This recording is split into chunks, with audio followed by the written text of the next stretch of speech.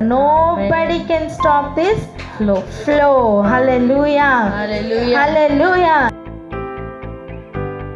సిద్ధపడదాం. చూడండి, జకర్యా గ్రంథం 3వ అధ్యాయం. జకర్యా అనగానే మనకి గుర్తు రావాల్సిన మాట, ఆగిపోయిన మందిరపు పనులను మరలా ప్రారంభించడానికి దేవుడు పంపించిన ప్రవచన వాక్కులను, ప్రకటనలను ఇవ్వడానికి వచ్చిన ఒక వ్యక్తే జకర్యా. మనకి అది గుర్తు రావాలి. చూడండి, కొన్ని మనకు అలా బండ గుర్తులుగా ఉండిపోవాలి. ఎటువంటివి తెలుసా? ఐగుప్తు అనగానే దాసుల గృహం, ఐగుప్తు అనగానే దాసుల గృహం అని గుర్తుండాలి. అలా ఒక్కొక్క పేరు చెప్తున్నప్పుడు మనకి టక్మన్ ఒక థాట్ రావాలి. అలా జకర్యా గురించి చెప్పగానే మందిరపు పనిని మరలా ప్రారంభించడానికి దేవుడు పంపిస్తున్న ప్రవక్త అని గుర్తు రావాలి. ఇది ఎటువంటిదంటే, ఒకసారి పొయ్యి వెలిగించిన తర్వాత ఆరిపోయింది అనుకోండి. పాతకాలంలో మనకి గొట్టాలు ఉండేవి తెలుసా, ఊదేవాళ్ళు. అది ఊదగానే కొత్త అగ్ని ఏది రాదు, కానీ అదే అగ్ని మళ్ళీ రగిలించబడుతుంది. ఆమేన్. అలా ప్రవక్తల్ని దేవుడు అందుకే పంపిస్తారు. చల్లారిపోతున్నప్పుడు మరలా మరలా మరలా ఉజ్జీవంతో రగలడానికి దేవుడు పంపిస్తారు.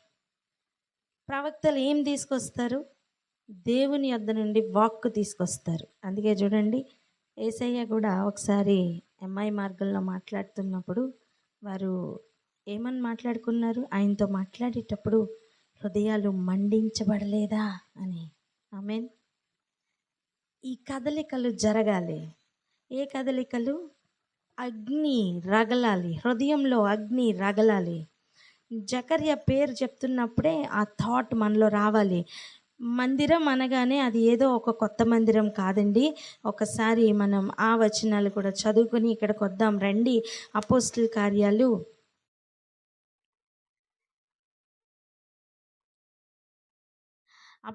కార్యాలు 7వ అధ్యాయం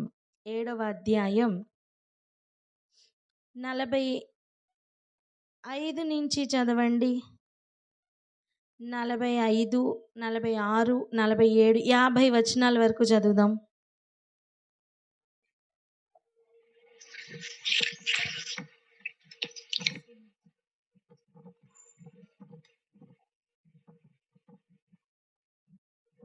వాక్యం తీసిన వారు చదవండి. మన పితరులు తమ పెద్దల చేత దానిని తీసుకునేవారే దేవుడు తన ఎదుట నుండి వెళ్ళగొట్టిన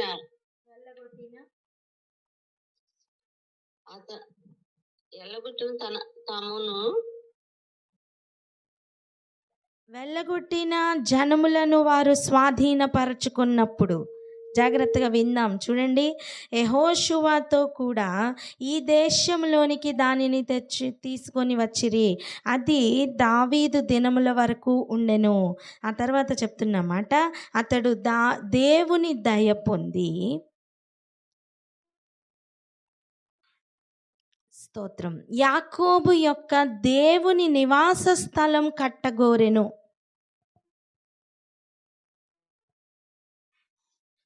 యాకోబు యొక్క దేవుడు, అబ్రహాము దేవుడు, ఇస్సాకు దేవుడు, యాకోబు దేవుడు అని పలుకుతూ ఉండి వాళ్ళు పరిచయం చేసుకున్న దేవుని యొక్క దేవుని నివాస స్థలం కట్టగోరెనట. ఇప్పుడు చూడండి, అలా చెప్తున్నప్పుడు అయితే సొలొమోను ఆయన కొరకు మందిరం కట్టించెను. అయినను ఆ మాటను పట్టుకుందాం. అయినను ఆకాశము నా సింహాసనము, భూమి నా పాదపీఠం, మీరు నా కొరకు ఎలాంటి మందిరం కట్టుదురు? దేవుడే ఒక ప్రశ్న అడుగుతుంటే ఈరోజు ఆలోచించకుండా ఒక్క హృదయమైనా ఉండొచ్చా? లేదు అని చెప్దాం. దేవుడే ఒక ప్రశ్న అడుగుతున్నారు. ఏమని? ఆకాశం నేను కూర్చునే సింహాసనం, భూమి నేను కాలు పెట్టే ఒక పాదపీఠం వంటిది, ఒక చిన్న ఫుడ్ స్టూల్ లాంటిది ఈ భూమి. మీరు నా కొరకు ఎలాంటి మందిరం కడతారు అంటే అర్థం, అంత పెద్దగా ఉన్న వాణిని, అంత పెద్ద దేవుణ్ణి నువ్వు ఎలా కంటైన్ చేయగలవు? నువ్వు నన్ను ఎలా ఎక్కడ పెట్టుకోగలవు? చూడండి, ఒక పూరి గుడిసె ఉందనుకోండి. ఆ పూరి గుడిసెలోనికి ఈరోజు ఒక సీఎం వస్తున్నారు అనుకుందాం. ఆ ఇంట్లో వాళ్ళందరూ ఎలా ఫీల్ అవుతారు? ఏం పర్లేదులే, ఒక మూల కూర్చోబెడదాం అనుకుంటారా? లేదు కదా. వస్తున్న సీఎం కూడా ఏమంటాడు? అసలు పూరి గుడిసెని చూసి అంత పెద్ద పెద్ద బంగ్లాల్లో ఉండే సీఎం కానీ పిఎం కానీ ఎలా ఫీల్ అవుతారండి? ఇంత చిన్న పూరి గుడిసెని చూసి ఎలా ఫీల్ అవుతారు? ఇదిగో అంతకంటే శ్రేష్టమైన దేవుడు అడుగుతున్న ప్రశ్న, అసలు మీరు నా కొరకు ఎలాంటి మందిరం కడతారు? కట్టగలరు? నా విశ్రాంతి స్థలం ఏది? ఇవన్నీ నా హస్తకృతములు కావా? నేను కట్టిన దాంట్లో మరలా మీరు నాకేం కట్టగలరు అని అడుగుతున్నారు అని ప్రభువు చెప్పుచున్నారట. అని ప్రవక్త పలికిన ప్రకారము సర్వోన్నతుడు హస్తకృతాలయంలో నివసింపడు. హస్తకృతాలయంలో నివసింపడు. చెప్దాం ఆ మాట. దీనికి రుజువు ఒక్కటే మాట. ఒక ప్రశ్న వేసుకుందాం. యేసయ్య పరలోకం నుండి మరలా రెండవ రాకడ కొరకే కదా మన ఎదురుచూపు, మన నిరీక్షణ. అది కాకపోతే మనం సిగ్గుపడతాం ఒకరోజు. నువ్వు యేసుని ఎందుకు నమ్ముకుంటున్నావమ్మా అని అడిగితే నీకు అనేక సమాధానాలు ఉన్నాయేమో, కానీ ఆయన మరలా రాబోతున్నారు, నన్ను తీసుకెళ్ళబోతున్నారు అనే ఆన్సర్ లేకపోతే మన నిరీక్షణ మనల్ని ఒకరోజు సిగ్గుపరచబోతుంది. అలా కాకుండా ఎప్పుడు వస్తావయ్యా అని ఎదురు చూస్తున్న, ఒక ఆశతో ఎదురు చూస్తున్న ఒక ప్రాణం అయితే, ఎప్పుడు అయ్యా వస్తావు అని ఎదురు చూస్తున్న, ఆశతో నిరీక్షిస్తున్న ఒక ప్రాణం అయితే, ఇప్పుడు ఆలోచించండి. యేసు ప్రభు వచ్చిన సమయం, ఆయన గోడల్ని, ఇటుకల్ని, పుల్పిట్ని, ఇంకా మనం తయారు చేసి పెట్టుకున్న లౌడ్ స్పీకర్లని అన్నిటిని తీసుకెళ్తారా అండి? లేదు. మరి ఎవరిని తీసుకెళ్తారు? మనల్ని తీసుకెళ్తారు. అప్పుడు శ్రేష్టమైనది ఏది? మనమే కదా. అప్పుడు పరిశుద్ధపరచుకోవాల్సింది దేన్ని? మనల్ని కదా. నువ్వు ఆలయంని కడుగుతున్నావు, కానీ దేవుడు అడుగుతున్నది మన హృదయాన్ని కడుక్కోమని. నువ్వు ఆలయాన్ని సిద్ధపరుస్తున్నావు, ఇటుక మీద ఇటుక, గోడ పక్కన గోడ కడుతున్నావు, కరెక్టే. నిన్ను కట్టుకుంటున్నావా? నీ పక్కన ఇంకొక వ్యక్తిని కట్టగలుగుతున్నావా? ఎవరిని సహించలేకపోతే ఇంకెవరిని సహిస్తావు? ఎవరిని ప్రేమించలేకపోతే ఇంకెప్పుడు కట్టబడతావు? ఇటువంటి ప్రశ్నలు వేసుకుంటే మనం ఎలా ఉండాలో మనకు అర్థమవుతుంది. 1 కొరింథీయులకు రాసిన పత్రిక 3వ అధ్యాయం చూడండి, 16వ వచనం. మీరు దేవుని ఆలయమై ఉన్నారనియు దేవుని ఆత్మ మీలో నివసించుచున్నాడనియు మీరు ఎరుగరా అని అడుగుతూ, ఎవడైనను దేవుని ఆలయంను పాడు చేసిన ఎడల దేవుడు వానిని పాడు చేయను. దేవుని ఆలయము పరిశుద్ధమై ఉన్నది, మీరు ఆ ఆలయమై ఉన్నారు. అలాగైతే దేవుడు ఎక్కడ నివసించాలని ఆశపడుతున్నారు? మనలో అని చెప్పండి. ఆమేన్. ఇప్పుడు ఆయనకు ఆలయం అంటే ఏది? మనమే, నువ్వే ఆయన ఆలయం. అందుకే పరిశుద్ధపరచుకోవాలి.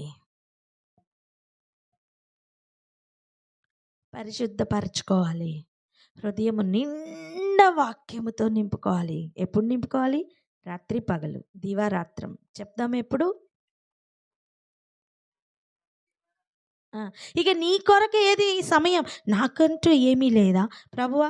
నా సమయం ఏంటి అంటే దినము రాత్రి కాకుండా ఇంకేదైనా ఉంటే అది నీదే. ఎంతమందికి అర్థమవుతుంది? దినము రాత్రి అని ఏదైనా ఉందా, అది దేవునిదే. ఒక్కరోజు కాదండి, ఆదివారం ఒక్కరోజు దేవుంది, మిగిలిన వారాలన్నీ నావి కాదు. సారీ, దినము రాత్రి కలిగిన ఏదైనా ఒక డే ఉంది అంటే, ఒక దినం ఉంది అంటే, పగలు రాత్రి ఉన్న ఒక దినం ఏదైనా ఉంది అంటే అది దేవుందే. అది మంచిదనే దేవుడు ఇచ్చారు. ఆయన ఆలయమై మనం ఉండాలని, ఆయన మనలో నివసించాలని ఎదురు చూస్తున్నారు. ఇప్పుడు చెప్పండి, మలిన వస్త్రాలు కట్టుకుని ఉంటే ఆయన మనలో నివసించగలరా? లేదు. ఒకసారి చూడండి, మనం వెళ్తున్న మందిరం, ఆలయం ఉన్నాయి కదా, ఆ ప్రదేశాలు ఫుల్గా బూజులుండి, ఎలకలుండి, బొద్దింకలుండి, అసలు చండాలంగా ఉందనుకోండి, నువ్వు ఆలయం అని పిలుస్తావా దాన్ని? లేదే. మరి మనల్ని చూసినప్పుడు కూడా మన మీద తుప్పుండి, తుక్కుండి, చెత్తుండి, చెదారం ఉండి, అసలు ముళ్ళులుండి, గుచ్చుకునే స్వభావం ఉండి, గొంగళి పురుగుని చూడండి, ముట్టుకుంటే దురద కదా, అలా జల పుట్టించేటట్టు, అలా దురద పుట్టించేటట్టు మాట్లాడుతూ, ఆలోచనలు మొత్తం దురదతోనే ఉండి, ఇలా అంటే ఒక చండాలమైన ఒక స్వభావం కలిగి మనం ఉన్నాం అనుకోండి, మనలో ఆయన నివసించలేరు. అపవిత్రతని ఏమాత్రము సహించలేని దేవుడు పరిశుద్ధ ఆలయమును కోరుకుంటున్నారు. అది ఏదైనా ఉంది అంటే మనమే, మన హృదయమే. అసలు ఆకాశమంత దేవుడు మన లోపల నివసిస్తానంటే ఏం భాగ్యమండి అది. ఒక సీఎం కానీ, పిఎం కానీ తను ఉండే వైట్ హౌస్ కానీ, లేకపోతే తను ఉండే భవనం కానీ విడిచిపెట్టి ఒక పూరి గుడిసెలో, నువ్వుండే పూరి గుడిసెలో ఉంటాను అంటే అది భాగ్యం కాదా? అలా మనలో నివసిస్తానన్నప్పుడు నేనంటాను, నిద్రపోకుండా శుద్ధీకరణ ఆచరణలో ఉండాలి మనం. ఆమేన్. నిజం. ఎవరైనా గొప్పవారు ఇంటికి వస్తున్నారన్నప్పుడు ఎంత వర్క్ చేస్తాం, ఎంత బూజులు దులిపేసి అసలు ప్రతి స్పూను కడిగేస్తాం కదా. ఎక్కడో అటకం మీద ఉన్న బిందెతో సహా తోమేస్తామే. దేనికి తగ్గట్టుగా దాన్ని, ఎలా మట్టి కుండనైతే మట్టి కుండను తోమవలసిన రీతిలో, ఇత్తడిదైతే ఇత్తడి పాత్రను తోమవలసిన రీతిలో, ఇల్లు అయితే ఇంటిని తోమవలసిన రీతిలో. చెప్పడానికి కారణం ఉంది. ఏంటి తెలుసా? చింతపండుతో ఇత్తడి పాత్రను తోముతాం కదా, ఇంటిని చింతపండుతో తోమి చూడు, అవ్వదు. దీని సబ్బు వేరు, దాని సబ్బు వేరు.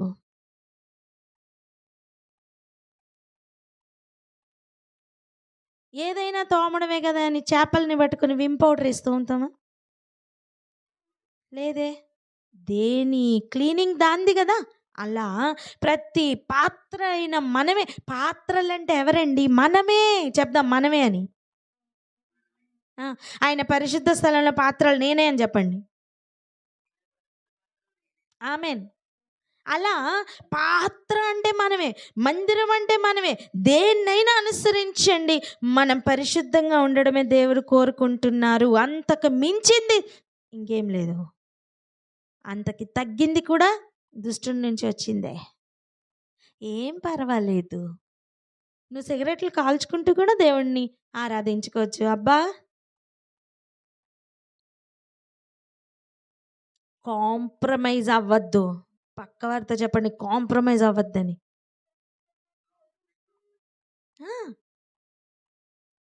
ఈ బిలాము బోధలు ఇవన్నీ కూడా ఏంటండి? నికోలాయిత బోధలు ఇవన్నీ ఏంటి? కాంప్రమైజ్ చేస్తున్న బోధలు. ఏం పర్వాలేదు, ఏం పర్వాలేదమ్మా, నువ్వు ఇలా చేసుకోవచ్చు, అలా చేసుకోవచ్చు. వాక్యం ఏం చెప్తుంది? మీరు దినములు సంవత్సరములు ఏమి చూడొద్దని చెప్తుంది. ఈ కాంప్రమైజ్ బోధలు ఏం చెప్తాయి?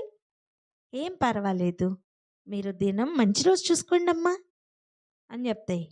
గుర్తుపట్టు, మన దేవుడు కాంప్రమైజ్ అయ్యే దేవుడు కాదు. పలుకుతారా మాట?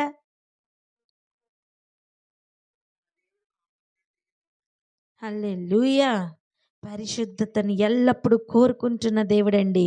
మలిన వస్త్రాలను తీసివేసి ప్రశస్తమైన వస్త్రాలను వేసుకోండి, ధరింపచేయండి అని చెప్తున్నప్పుడు మొట్టమొదటిగా పెట్టబడుతుంది ఏంటి?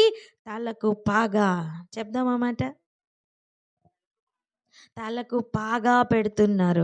జకర్యా గ్రంథం 3వ అధ్యాయం 5వ వచనం. అతని తల మీద తెల్లని పాగా పెట్టించుడని నేను మనవి చేయగా వారు అతని తల మీద తెల్లని పాగా పెట్టి వస్త్రములతో అతనిని అలంకరించిరి.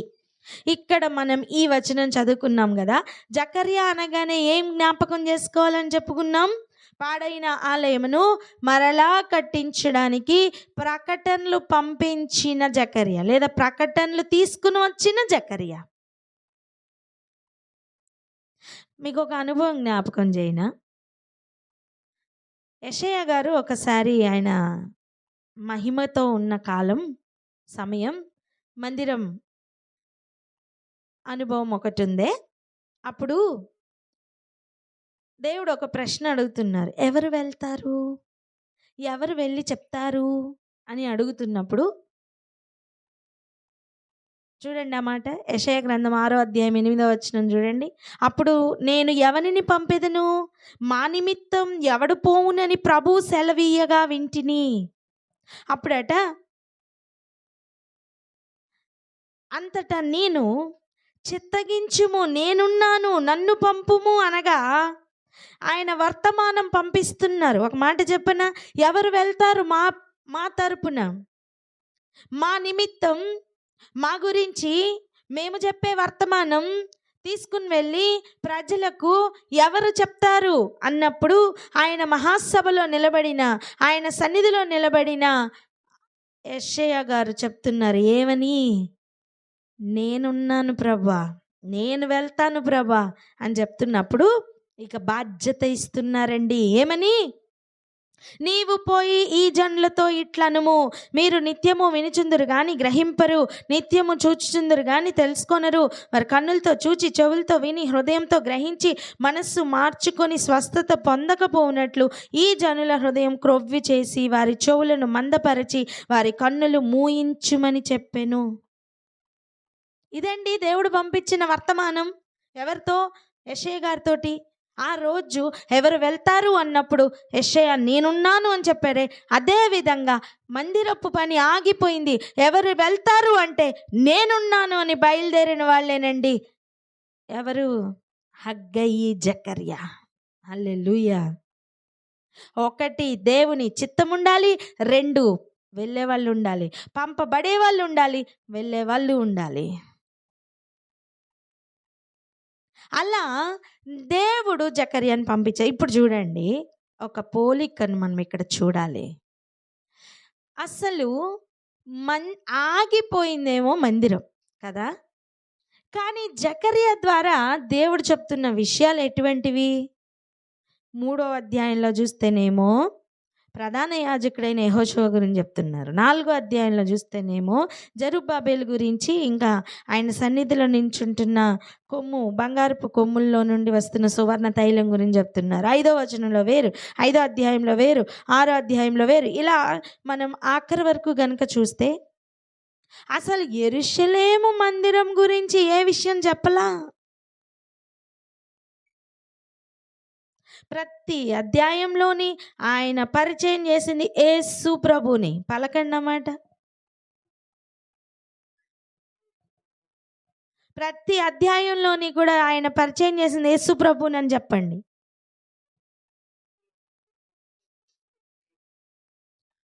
మీకు చూడండి, జకర్యా గ్రంథం 2వ అధ్యాయం తీయండి. 1వ వచనం చూడండి. నేను తేరి చూడగా కొలనూలు చేత పట్టుకొని ఒకడు నాకు కనబడెను. కొలనూలు అంటే ఏంటి?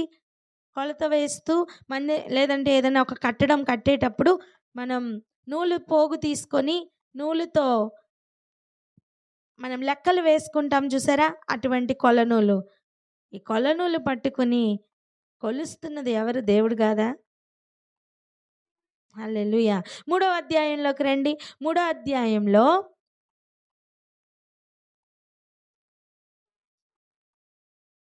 నేను చెప్తా, వచనం చెప్తాను చూడండి. 3వ అధ్యాయంలో 8వ వచనం చూడండి. ప్రధాన యాజకుడైన యెహోషువ నీ ఎదుట కూర్చుండు నీ సహకారులు సూచనలుగా ఉన్నారు, నీవును వారును నా మాట ఆలకింపవలన, ఏదనగా చిగురు అను నా సేవకుని నేను రప్పింపబోచున్నాను. ఇప్పుడు చెప్పండి, చిగురు ఎవరు? యేసయ్య కదా?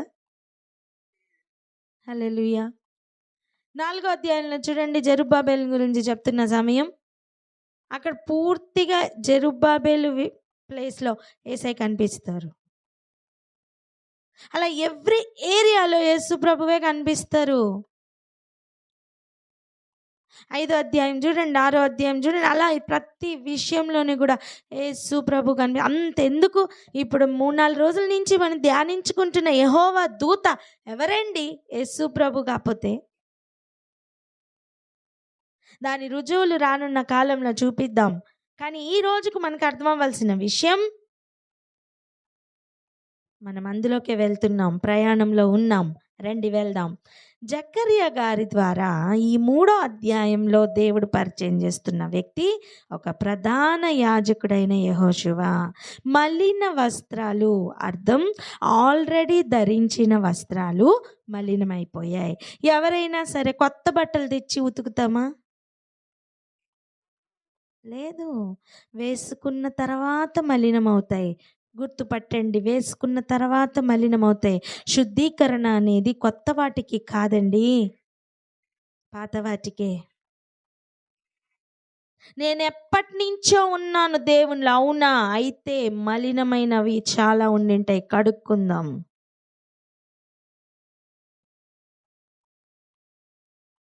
ఎంతమంది గ్రహిస్తున్నారు? ఎంతమంది ఒప్పుకోగలరు?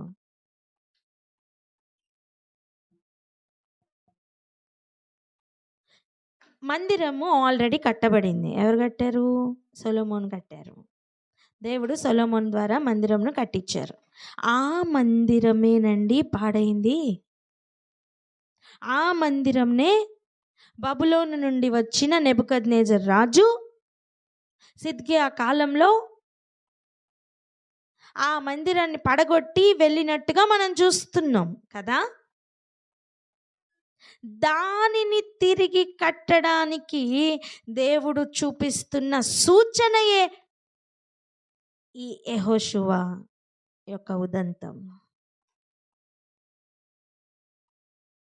వేసుకున్న వస్త్రాలు మలినమయ్యాయి. వాటికి ప్రతిగా దేవుడు చేస్తున్న కార్యం ప్రశస్త వస్త్రములతో అలంకరించడమే. కానీ మధ్యలో ఒక పని ఉంది. ఏంటది? వెళ్దాం రండి. జకర్యా గ్రంథం 3వ అధ్యాయం 4వ వచనం చూడండి. నేను నీ దోషమును పరిహరించి ప్రశస్తమైన వస్త్రములతో నిన్ను అలంకరించుచున్నానని సెలవిచ్చెను.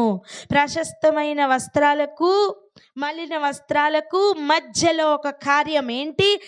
మన దోషమును పరిహరించడం. హల్లెలూయా. ఇదిగో మరలా ఎక్కడ రావాలి? యేసు ప్రభు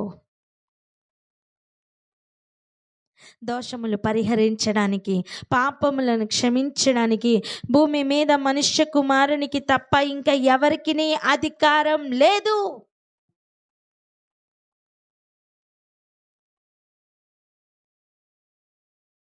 నీ దోషమును పరిహరిస్తానని చెప్తున్న దేవుడు. దోషమును ఎప్పుడు పరిహరిస్తారు? ఎలా పరిహరిస్తారు? దోషమును ఎప్పుడు పరిహరిస్తారు? ఈ కోణంలో ఈరోజు మనం ఆలోచన చేయబోతున్నాం. రెడీయా? రెడీ అయితే నేను రెడీ అని చెప్పండి. ఆమేన్. ఒకళ్ళే రెడీ? అందరు రెడీ కాదా? అందరూ చెప్దాము, మ్యూట్ తీసి నేను రెడీ అని చెప్పండి. హల్లెలూయా. చూడండి, మన స్వరం పరలోకానికి వినపడాలి. ఆమేన్. ఆమేన్. ఇప్పుడు కొన్ని ఎగ్జాంపుల్స్ చూడడానికి వెళ్దాం రండి. ఆదికాండం 3వ అధ్యాయం జాగ్రత్తగా గమనించండి. 10వ వచనం లేదా 9వ వచనం నుండి చదువుదాం. 9 నుండి 12 వరకు చదువుదాం. జాగ్రత్తగా 9 నుంచి 12 వరకు మాత్రమే చదవండి. దేవుడైన యెహోవా ఆదామును పిలిచి, నీవు ఎక్కడ ఉన్నావని అతడును అతడు తన అతడు నేను తోటలో నిలిచి ఉన్నానని చెప్పి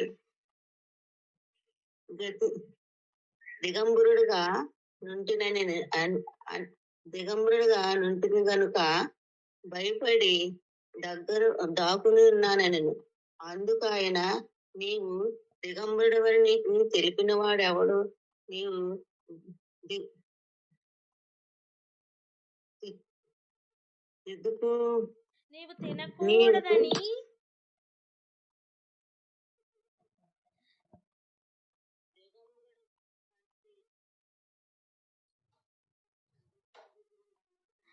పర్వాలేదు, నేను చదువుతాను, జాగ్రత్తగా వినండి. దేవుడైన యెహోవా ఆదామును పిలిచారట. ఏమని? నీవెక్కడున్నావు అన్నారు. ఇప్పుడు పిలవండి, మనం అందరం పిలుద్దాం. ఆదాము, ఆదాము అని పిలుద్దాం. ఎవరినైనా పిలిచేటప్పుడు ఎలా పిలుస్తాం? మన ఇంట్లో ఒక రాణి అనే అమ్మాయి ఉందనుకోండి, రాణిని ఎలా పిలుస్తాం? రాణి, అమ్మ రాణి అని పిలుస్తాం కదా. అలా దేవుడు కూడా ఆదామును ఆ రోజు పిలుస్తున్నారట. ఆదాము, ఆదాము అని పిలుస్తుంటే అమ్మ నాన్న రాగానే ఎదురుగుండా వెళ్ళి సంతోషంగా రోజంతా కనపడిన వాళ్ళని హత్తుకుంటాం కదా పిల్లలమైతే. కానీ ఆ రోజు అలా హత్తుకోలేకపోయిన అనుభవం, ఇదిగో మాట వినకుండా తప్పు చేసినప్పుడు ఈ దూరమేనండి వస్తుంది. ప్రతి చల్లపూట కూడా ఆయనతో ఉండే అనుభవం ఉందే, కానీ ఇప్పుడు ఆ అనుభవం లేదు. ఇప్పుడు ఏం చేస్తున్నాడట? దాక్కున్నాడట. మళ్ళీ ఏం చెప్తున్నాడు? నేను తోటలో నీ స్వరం వినినప్పుడు దిగంబరినిగా నుంటిని గనుక భయపడి దాగుకొంటిని.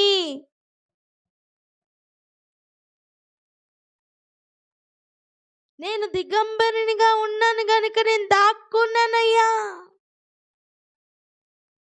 ఒకసారి ఆలోచించండి, ఎవరైనా డ్యూటీకి వెళ్తున్నారు అనుకోండి, తెల్లటి బట్టలు వేసుకుని వెళ్ళే వ్యక్తి అనుకోండి, ఫుల్గా మాసిపోయింది, ఏదో ఒక కారణంతో బాగా ఉతుక్కున్నావు, కానీ రోడ్డు మీద వెళ్ళేటప్పుడు వర్షాకాలం కదా, వెళ్తూ ఉన్నప్పుడు ఏదో వెహికల్ పక్క నుంచి వచ్చి బురద మొత్తం ఆ తెల్ల డ్రెస్ మీద పడిపోయింది అనుకోండి. ఇప్పుడు ధైర్యంగా ఎప్పట్లాగే నువ్వు డ్యూటీకి వెళ్ళగలవా? ఏమంటాం? అరే నా బట్టలు మాసిపోయాయి అందుకే నేను రాలేకపోతున్నా, ఆ ఫీల్ లోపల వస్తుంది కదా. అసలు మాసిపోయిన బట్టలు ఉంటేనే మనం ఇంకొక దగ్గరికి వెళ్ళడానికి ఆలోచిస్తాం. ఇప్పుడు చీర ఒకవేళ ఆటోలో దిగుతూ చిరిగిపోయింది అనుకోండి, ఎంత సిగ్గుపడతాం, వెళ్ళడానికి ఇష్టపడతామా? ఆ పెళ్ళికి కానీ ఆ ఫంక్షన్కి కానీ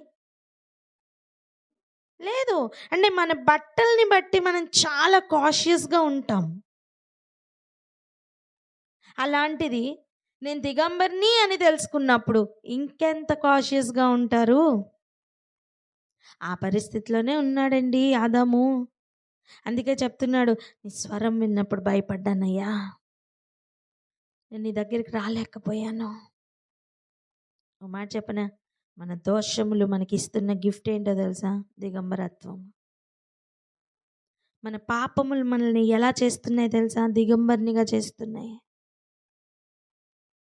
సరే, ఏదో రకంగా బట్టలు దేవుడు ఇస్తే అవి కూడా మళ్ళీ మళ్ళీ చేస్తున్న దోషములను బట్టి మలినమైపోతున్నాయి.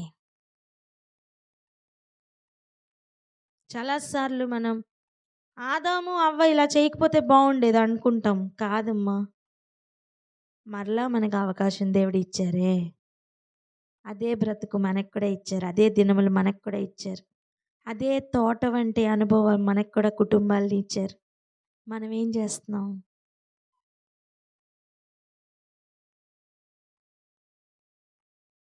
ఈరోజు ఆలోచన చేద్దాం. చూడండి, దిగబనిగా ఉన్నాడు, ఓకే, ఒప్పుకున్నాడు. తర్వాత ఏం జరిగింది? అందుకు ఆయన అంటే దేవుడు, నీవు దిగంబరిగా ఉన్నావని నీకు తెలిపినవాడు ఎవడు?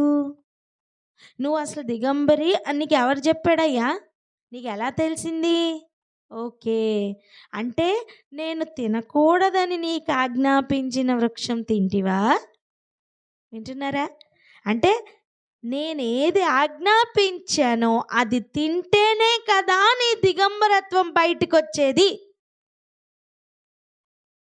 అంటే ఆజ్ఞను పాటించినప్పుడు ఏదో ఒక మహిమ కప్పి ఉందనే కదా అర్థం. ఆమేన్. తల్లిదండ్రులకు పిల్లలకు ఇది మధ్యలో చాలా ఉంటుంది.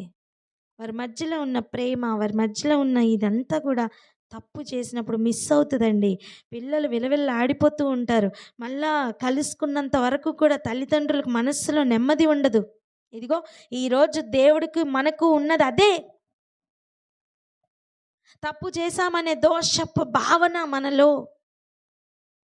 మొదటిగా రావాలి. ఒక మాట చెప్పనా, ఆదాము ఆ రోజు అది కూడా కోల్పోయాడండి. అవును, నేను తప్పు చేశాను అని ఫీల్ కూడా పోగొట్టుకున్నాడు. చూపించిన చూడండి 12వ వచనం. అందుకు ఆదాము, నువ్వు తినద్దు అని చెప్పిన పండు తిన్నావా అంటే, అవునయ్యా తిన్నాను, నన్ను క్షమించు అని కదా అడగాలి. అవునా? ఒప్పుకోట్లా. ఏమంటున్నాడు చూడండి. అందుకు ఆదాము, నాతో ఉండుటకు నీవు నాకిచ్చిన ఈ స్త్రీయే ఆ ఫలములను, ఆ వృక్ష ఫలములను కొన్ని నాకు ఇయ్యగా నేను తింటిని. నువ్వు ఉండడానికి నాకు ఇచ్చావు కదా ఈ స్త్రీని, ఇదిగో ఆమె తీసుకొచ్చి నాకు ఇచ్చింది. ఏమన్నా అడిగితే ఆమెనే అడుగు, నన్ను కాదు. అందుకే తిన్నాను. అంటే దోషం నువ్వు ఒప్పుకోట్లా, అందుకే పరిహారం దొరకట్లేదు. అర్థమైందా? ఆ రోజు గనక అవునయ్యా తినద్దన్న పండు నేను తిన్నాను మహాప్రభు నన్ను క్షమించు అని అడుగుంటే చరిత్ర వేరేగా రాయబడేదేమో. ఈరోజు నువ్వు నేను కూడా ఆలోచించాల్సిన విషయం ఏంటి తెలుసా? మన దోషములు మన పాపములు పరిహరించడానికి ఆయన రెడీయే. రక్తం రెడీయే. ఆల్రెడీ ఎప్పుడు చిందించారు? 2000 సంవత్సరాల క్రితమే రక్తము చిందింపబడి రెడీగా ఉంది. కానీ విషయం ఏంటి తెలుసా? నేను పాపిని ప్రభువా అని ఒప్పుకోవడానికి మనం రెడీగా లేము. నోటితో చెప్పడం వేరు. నోటితో ఆయన కూడా ఒప్పుకున్నాడు. ఏమని? నిన్ను చూస్తే భయం అయిందయ్యా, అందుకే దాక్కున్నానయ్యా, నాకు బట్టలు లేవని నాకు అర్థమైందయ్యా, ఇవన్నీ ఒప్పుకున్నాడు. కానీ నేను చెయ్యొద్దన్న పని నువ్వు చేసావా అంటే మాత్రం ఒప్పుకోట్లా. ఆజ్ఞను అతిక్రమించాను అని మాత్రం ఒప్పుకోట్లా. ఈరోజు ఒక విషయం గమనిస్తావా? ఏది ఆజ్ఞయో గుర్తుపట్టు. ఏది మన జీవితంలో మనం దాన్ని పాటించలేకపోయామో గుర్తుపట్టు. ఆదాముకున్నది ఒక్కటే ఆజ్ఞ, నీకు నాకు ఉన్నది బైబిల్ అంతా ఆజ్ఞలే.